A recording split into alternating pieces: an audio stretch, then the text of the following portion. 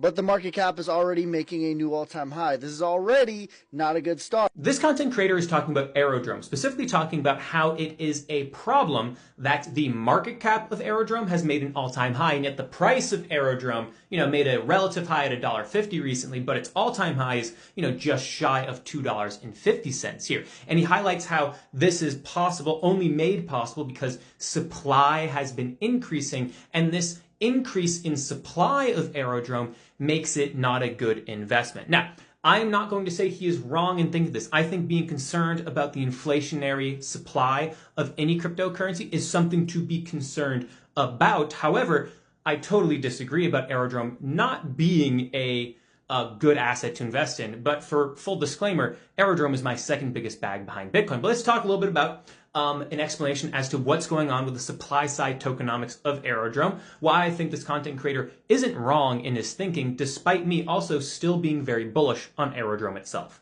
Now, let's talk about the increase in supply, the inflation of Aerodrome. Now, when Aerodrome first came out, it came out with 500 million Aero being released into the world. And the plan is for the weekly emission rate to essentially be 2%. Also, if you read their white paper, they refer to weeks as epochs as well, just to help you save the confusion that I first had reading their white paper. Now, there are several phases for these plans. In the first 14 weeks, their supply was increasing at a rate of 3%. In the next set of 14 weeks, their supply was increasing at a rate of 1%. Then after that, so after the 28 weeks, they said when emissions programmatically drop under 9 million per epoch per week, around approximately week 67, V-Aero voters, who are people who stake their Aerodrome, will take control of Aerodrome's monetary policy through the AeroFed system, and then Aerodrome voters get to vote if the weekly emissions increase or decrease. And that increase or decrease of supply can be an increase or a decrease of 0.01% every single epoch or every single week. So the emissions going forward for Aerodrome will become smaller and smaller and smaller, but despite that, there still is going to be essentially a doubling of Aerodrome's supply from the first day it came out. Now, in this content creator's videos, one other thing he mentions, which is also totally true, is that the only thing that matters in order to make the price of something go up is supply and demand. If supply is increasing, that's not a good driver on making the price go up. If demand is increasing, that is a good driver. If demand is going down, that's a bad driver. If supply is going down, that's a good driver, right? Okay, it's an inverse relationship with the two between each other. So let's take a look at some of the things now that make me believe that despite this inflation of Aerodrome supply, still has me really, really bullish. Now, what you have behind me here, this is a wallet, and this is the Aerodrome voting escrow. This is the amount of Aerodrome that is currently locked up and staked. Now, when you stake your Aerodrome, you can stake it for 1 week, 2 weeks, 3 weeks, 1 month, 2 months, 3 months, 4 months, 5 months, 6 months, a year, 2 years, 3 years, or 4 years, right?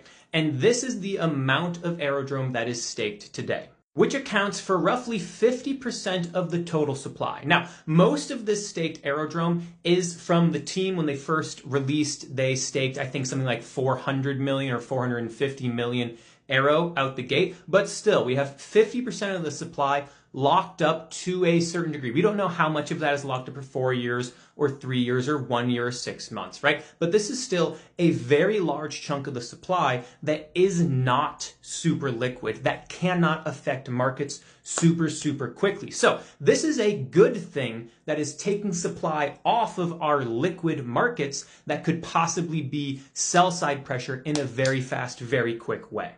But the biggest things that have always made me bullish on Aerodrome and not too concerned about the supply has been the massive demand. If you have supply increasing and you're still going to be bullish on that cryptocurrency, you need demand to be increasing at a much faster rate and at a tidal wave sized comparison. And luckily Aerodrome is getting that. A, because they're getting Coinbase to just push users onto Base, which then uses Aerodrome, right? It's a very nice natural advantage. But another thing I really like about it is that this that you can see right here, good sentence. Everything that is a star is a centralized cryptocurrency exchange that Aerodrome is not listed on so far, and where a heart is where it is. It's listed on KuCoin, it's listed on Coinbase, but these are the top 10 cryptocurrencies cryptocurrency exchanges by volume in the world, and they're not listed on 8 out of the top 10. This is a pretty clear-cut opportunity to me to have a very large pipe of money one day get plugged into Aerodrome one piece at a time as it gets listed on more and more exchanges. This will be an immediate pump of additional demand into this asset that can counteract the increasing supply. And as we move forward, we need to keep our eyes on if the demand of Aerodrome, if the adoption of Aerodrome by users is increasing. And this is DeFi Llama. It measures the amount of money being put onto various DeFi protocols. This is Aerodrome here. You can see since September, it has been increasing at a rapid pace. And once the bull market comes back, you're going to have a bunch of people run to Coinbase as first-time customers, and Coinbase is going to push people to Base. And if they're on Base, they're using Aerodrome. The adoption and the amount of money being put on Aerodrome should continue, in my personal opinion, so long as the bull market continues. But we need to keep our eyes on something like a DeFi Llama to make sure that Aerodrome is getting adopted to counteract that supply that is not so slowly increasing every single week. So the supply increase is something to definitely be wary of. If that makes you uncomfortable and you write off Aerodrome and you look at me, someone who's a big Aerodrome bull, and you say, I don't like this asset for this reason, I go, you did a great job. Like, that's great research. That is great. That is a great thing to have on your criteria of something to invest in or not.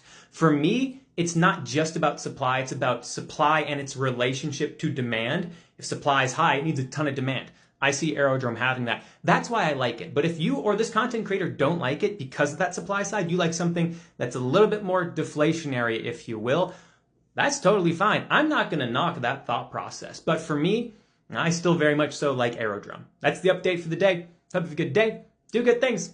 Be good people. Make a bunch of money, no matter what you invest in.